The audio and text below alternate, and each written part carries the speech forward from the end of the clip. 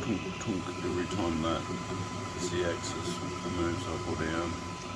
For like doing the Z-hop or whatever. It's only on a small, so right at the start, but does it the whole way and just gets worse and worse.